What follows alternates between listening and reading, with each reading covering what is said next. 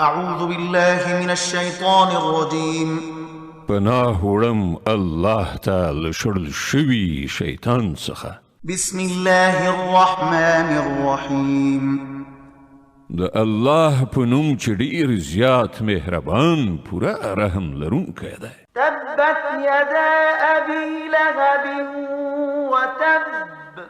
هلاک شول د ابي لهب لاسونه او دی پخپله هم. ما أغنى عنه ماله وما كسب.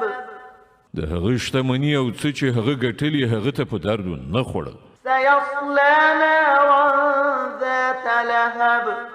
ارومرو به هغه په تاوجن له لمبونه ډک اور کې وغورځول شي.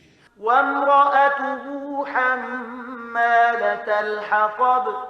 او له هغه سره به د هغه ښځه هم چې د خسو پیټی په شا ووړ. في جيدها حبل من مسد.